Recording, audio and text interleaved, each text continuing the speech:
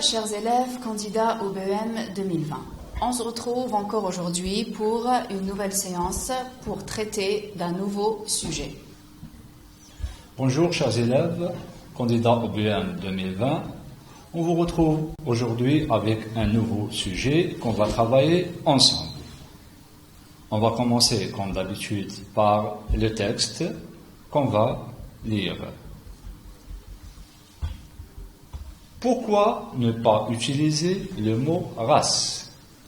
Le raciste croit ou fait croire que l'étranger appartient à une autre race, une race qu'il considère comme inférieure. Mais il a totalement tort. Il existe une seule race et c'est tout. Appelons-la le genre humain ou l'espèce humaine. Mais, papa, on dit bien que quelqu'un est de race blanche, un autre de race noire ou jaune. On nous l'a souvent dit à l'école. L'institutrice nous a encore dit l'autre jour qu'Abdou, qui vient du Mali, était de race noire.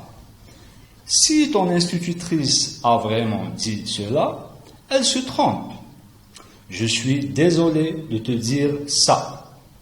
Je sais que tu l'aimes bien, mais elle commet une erreur et je crois qu'elle ne le sait pas elle-même.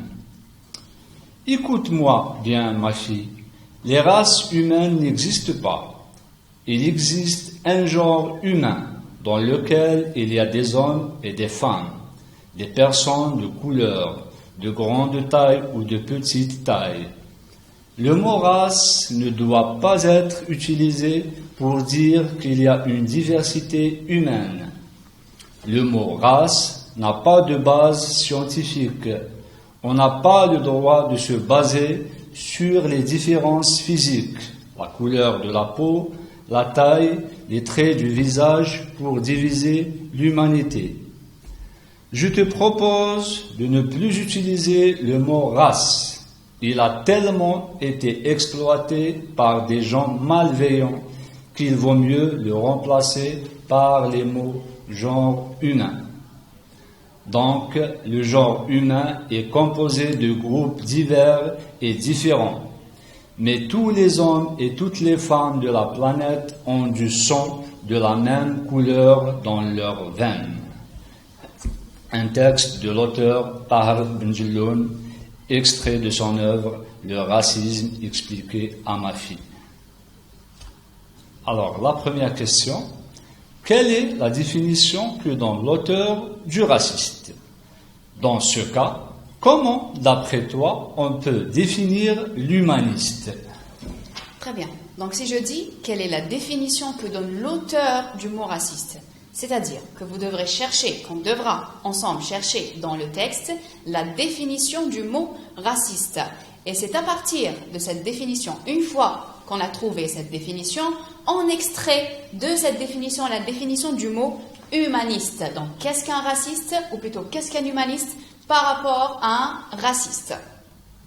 Donc, le raciste croit ou fait croire à l'existence de plusieurs races humaines inégales et il pense qu'il appartient à la race supérieure. On remarque dans cette réponse que le mot race revient à chaque fois. Donc le raciste est pertinemment convaincu qu'il existe plusieurs races. Non seulement il est pertinemment convaincu qu'il existe plusieurs races, mais il est aussi persuadé qu'il fait partie de la race supérieure, de celle qui est supérieure. L'humaniste, contrairement à l'humaniste, regardez, l'humaniste ne croit pas à l'existence des races. Il pense que tous les hommes sont égaux et appartiennent à la même espèce humaine. Ici, on a le mot humain qui revient. Donc l'humaniste accorde de la valeur non pas à la race comme le racisme, mais plutôt à l'être humain, aux valeurs humaines. Il pense qu'il n'y a qu'un seul genre humain, qu'on ne peut pas parler de race. Très bien. On passe à la deuxième question. La deuxième question range d'un côté ce qui relève de la pensée raciste et de l'autre ce qui relève de la pensée humaniste. L'étranger appartient à une race inférieure. Les différences de couleur, de taille et de traits du visage font la richesse humaine. Ceux qui habitent en Asie sont de la race jaune. Ceux qui habitent en Afrique sont de la race noire. L'Europe appartient à la race blanche. Les hommes sont naturellement différents mais égaux. Les hommes appartiennent tous à un seul genre humain. Les Indiens d'Amérique sont de la race rouge. Et on a un tableau avec 2 colonnes, la pensée humaniste et la pensée raciste. Très bien. Donc, comme mon collègue vous a dit, nous avons un tableau avec 2 colonnes. D'une part, la pensée humaniste et d'une part, la pensée raciste. On a déjà expliqué qu'est-ce qu'un humaniste, qu'est-ce qu'un raciste. Rappelons-nous, le raciste valorise le mot race, valorise la race, alors que l'humaniste donne de l'importance aux valeurs humaines. Alors, on va commencer par classer. On commence par la pensée humaniste. Nous avons 3 idées ici. Les hommes sont naturellement différents mais égaux. Les hommes appartiennent tous à un seul genre humain. Les différences de couleur, de taille et de traits du visage font la richesse humaine. Pareil ici, quel est le mot qui revient à chaque fois? Homme, humain. Donc on sait, c'est évident que c'est une pensée humaniste. De l'autre côté, nous avons la pensée raciste, ce que pense le raciste. Alors, l'étranger appartient à une race inférieure. Ceux qui habitent en Asie sont de la race jaune. Les Indiens d'Amérique sont de la race rouge. Ceux qui habitent en Afrique sont de la race noire. Et enfin, l'Europe appartient à la race blanche. Pareil ici, on a le mot race qui revient à chaque fois, qui nous indique, ce mot nous indique que ce sont des pensées racistes et non pas humanistes. On passe maintenant à la question numéro 3. Relève en moins 2 arguments de l'auteur selon lesquels les races n'existent pas. Très bien. L'auteur ici nous affirme que les races n'existent pas, qu'il n'y a qu'un seul genre humain, qu'une seule espèce humaine. Pour cela, il a bien sûr avancé des arguments pour défendre cette thèse. On doit relever au moins 2 arguments. Qu'est-ce qu'on entend par au moins? C'est-à-dire, on doit relever au minimum 2 arguments. On n'a pas le droit de relever moins de 2 arguments.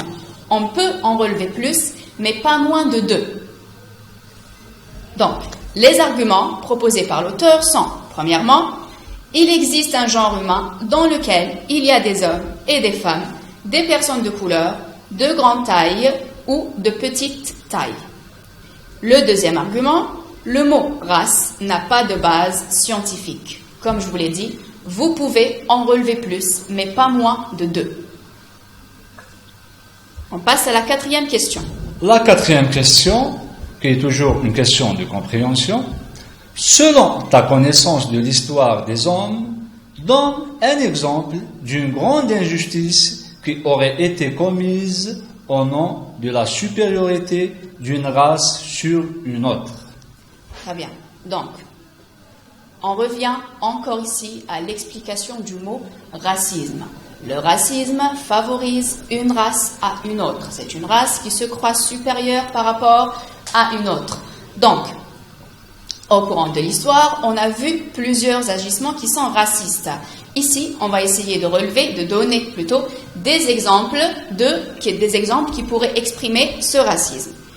Bien, alors, dans cette question, on donne un exemple d'une grande injustice qui aurait été commise au nom de la supériorité d'une race à une autre. On revient ici aussi à la définition du mot racisme, qui veut dire qu'une race se croit supérieure à une autre. On va essayer de donner, au courant de l'histoire, il y a eu beaucoup d'agissements racistes. On va essayer de donner des exemples de cela. On commence, premièrement, par l'esclavagisme. Comme les Blancs considéraient les Noirs comme une race inférieure, donc ils trouvaient ça tout à fait normal de les exploiter, d'en faire des esclaves. Deuxième exemple, le colonialisme. Quand des pays puissants voulaient étendre leur superficie ou leur pouvoir, ils allaient coloniser des pays qui n'étaient pas aussi puissants, qu'ils considéraient comme inférieurs.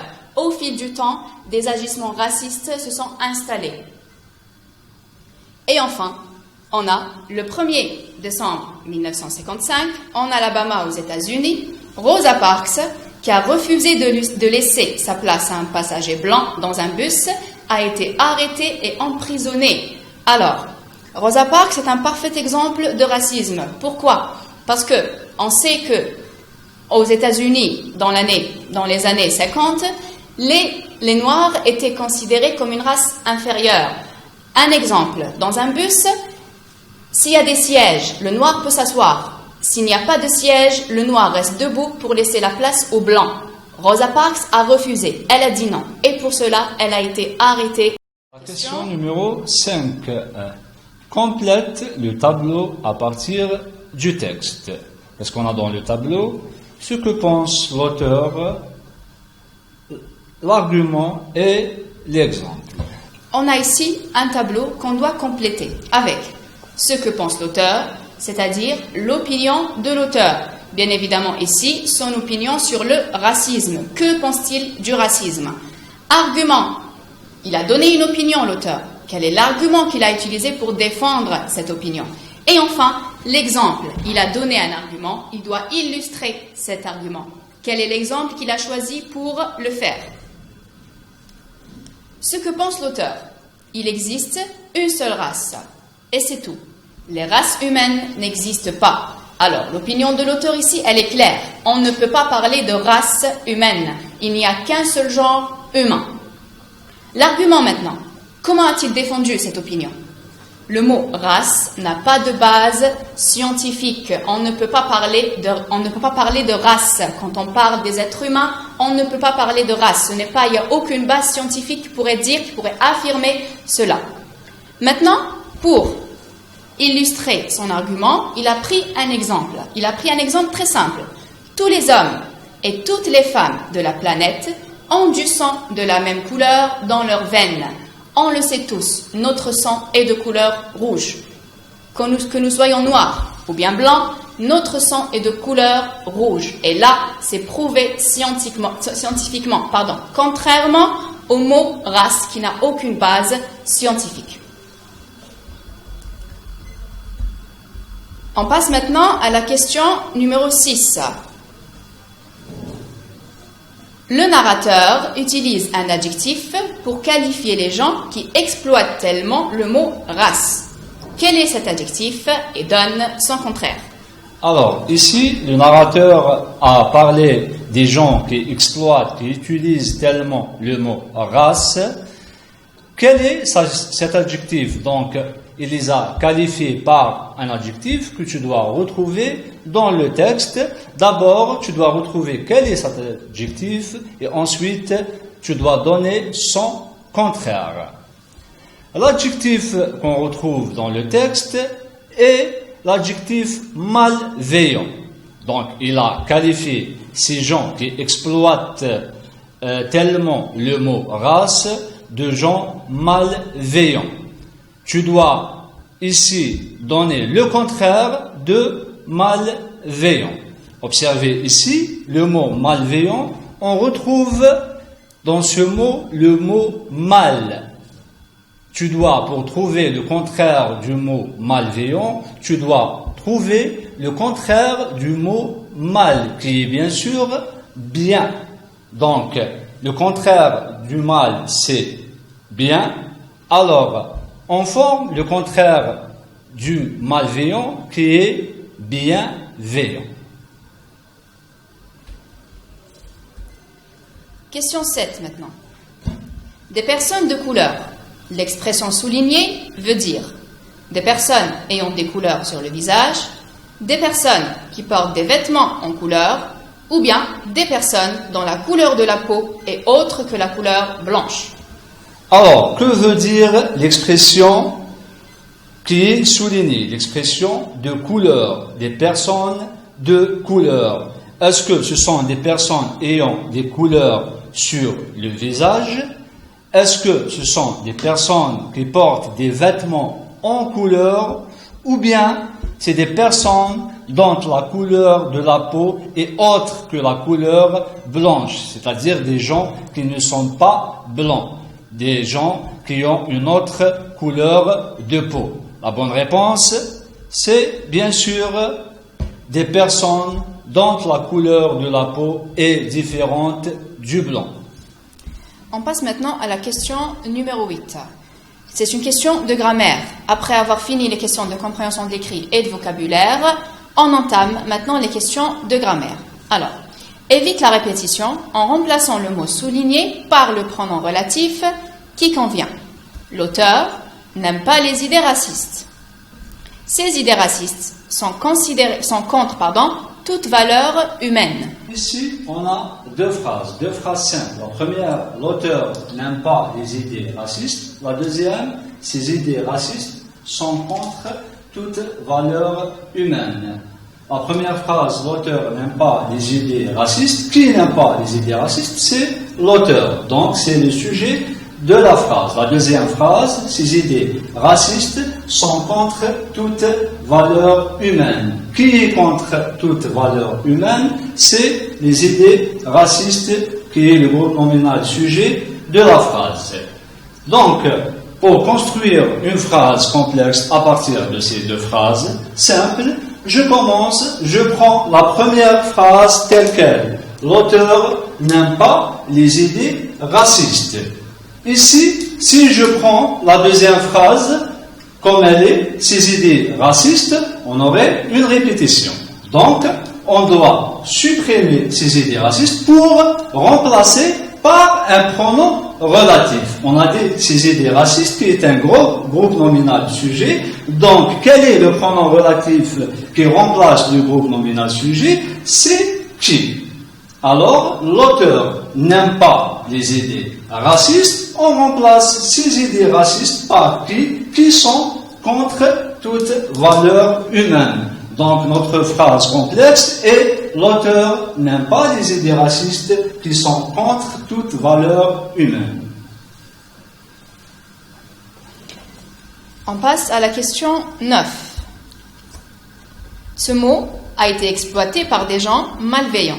Si bien qu'il vaut mieux le remplacer par un autre.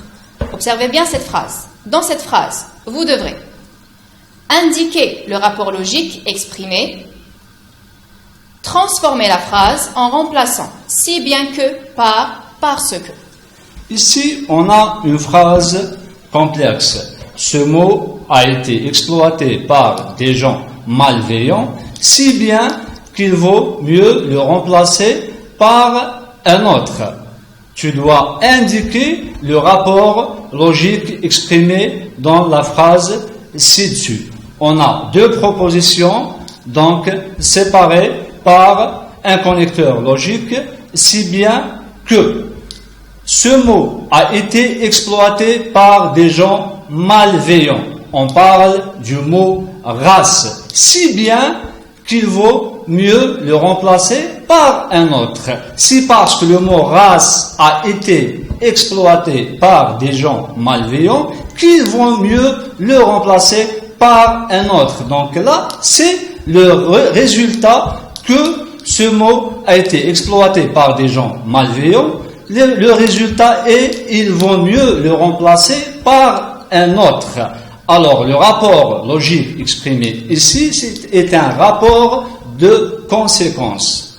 La deuxième partie de la question transforme la phrase en remplaçant si bien que par parce que. On a dit que la première phrase exprime le rapport logique de conséquence exprimé par le connecteur si bien que. Là, on doit remplacer par parce que. Parce que n'exprime pas la conséquence, mais c'est un connecteur qui exprime la cause. Alors, pour remplacer si bien que, là, je dois donc exprimer un autre rapport logique. Alors, je ne garde pas la phrase comme elle est, mais j'inverse. Il vaut mieux remplacer le mot race parce que ce mot a été exploité par des gens malveillants pour exprimer ici la cause par le connecteur parce que. Dernière question, question de conjugaison maintenant. Complète en accordant correctement chaque verbe avec son sujet. Premièrement, le raciste croit ou fait croire que l'étranger appartient à une autre race. Ici, vous devrez conjuguer 3 verbes. Croit, fait et appartient. Deuxièmement, l'institutrice nous a encore dit l'autre jour qu'Abdou, qui vient du Mali, était de race noire. Ici, vous devrez conjuguer 2 verbes, vient et était. Alors, on commence. La première phrase, le raciste croit ou fait croire que l'étranger appartient à une autre race. Le sujet de cette phrase est le raciste, qu'on peut remplacer par la 3e personne du singulier il.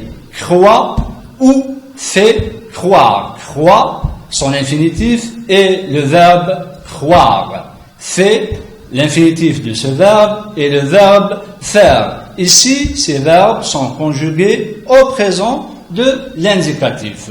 Pour remplacer, donc, les racistes, là, on remplace les racistes par la 3e personne du pluriel, il au pluriel. Les racistes croient, avec la terminaison ENT, ou font croire au présent de l'indicatif que les étrangers, le 3e verbe appartient, donc les étrangers qu'on peut remplacer aussi par la 3e personne du pluriel, appartient, donc les étrangers appartiennent avec ENT, qu'en terminaison, on est dans le présent de l'indicatif à une autre race. La deuxième phrase, l'institutrice nous a encore dit l'autre jour qu'Abdou, qui vient du Mali, était de race noire. L'institutrice nous a encore dit l'autre jour qu'Abdou est son frère. Donc ici, on parle d'Abdou et son frère. On remplace par le pronom il au pluriel. L'institutrice nous a encore dit l'autre jour qu'Abdou et son frère. Là, on a le verbe vient. L'infinitif du verbe vient et le verbe venir. Ici, il est conjugué au présent, donc on garde le temps du présent. Abdou et son frère qui viennent avec la terminaison ENT. Du Mali. Était de race noire. Là, on a un autre temps. A été, on a le temps qui est l'imparfait. Donc ici, était, on parle d'Abdou, qu'on peut remplacer par la 3e personne du singulier. L'institutrice nous a encore dit l'autre jour qu'Abdou et son frère qui viennent du Mali, là on remplace par la 3e personne du pluriel avec la terminaison AIENT, était de race noire. Production écrite. Comme d'habitude, la production écrite est notée sur 7 points. Alors, donc on passe à la deuxième partie du questionnaire, qui est la production écrite, qui est notée bien sûr sur 7 points. On commence par le sujet de la production. Si le racisme n'existait pas, le monde serait meilleur. Bien, alors on a ici une citation. Si le racisme n'existait pas, le monde serait meilleur. Le sujet de la production maintenant. Qu'est-ce qui vous est demandé? Écris un paragraphe que tu vas publier sur le groupe Facebook de ta classe, dans lequel tu vas expliquer aux membres comment le monde serait meilleur sans idées racistes. Qu'est-ce que vous devrez faire ici? Premièrement, écrire un paragraphe que vous allez publier dans votre groupe Facebook. Dans ce paragraphe, vous devrez défendre une thèse. La thèse, on vous a donné la thèse ici, elle est claire. Le monde serait meilleur sans idées racistes. Vous devrez défendre cette thèse. Vous devrez dire pourquoi ou alors comment le monde serait meilleur sans idées racistes. Bien évidemment, en avançant des arguments que vous pouvez introduire par des connecteurs logiques et que vous pouvez suivre aussi par des exemples. On commence. Le monde sans racisme. Le monde sans racisme serait meilleur. Ce serait un monde où il y aurait moins de peur. D'une part, aucun étranger ne serait rejeté à cause de la couleur de sa peau. D'autre part, les gens n'utiliseraient plus de mots méchants en parlant des personnes de couleur. Par ailleurs, il y aurait moins de violence dans le monde. Enfin, il y aurait plus d'entente et de bienveillance entre les gens sans tenir compte des différences de couleur, de taille ou des traits du visage. Sans racisme, on aurait un monde où règne la paix et l'harmonie. Donc, on a ici, comme d'habitude, une production écrite structurée en 3 parties. Introduction, développement et conclusion. Dans mon introduction, je retrouve la thèse. Le monde sans racisme serait meilleur. D'accord? Maintenant, si je dis aucun étranger ne serait rejeté, les gens n'utiliseraient plus de mots méchants parlant de gens de couleur. Là, je suis en train de dire comment le monde serait meilleur. Comment le monde serait meilleur sans idées racistes. Bien sûr, ici j'ai avancé 4 arguments. J'ai introduit mes arguments avec des connecteurs logiques. Et enfin, des connecteurs d'énumération, Et enfin, j'ai terminé ma production écrite avec une conclusion. Sans racisme, on aurait un monde où règne la paix et l'harmonie. Sur ça, on vous dit, chers candidats au BN 2020, au revoir et à la prochaine fois avec d'autres sujets. Au revoir.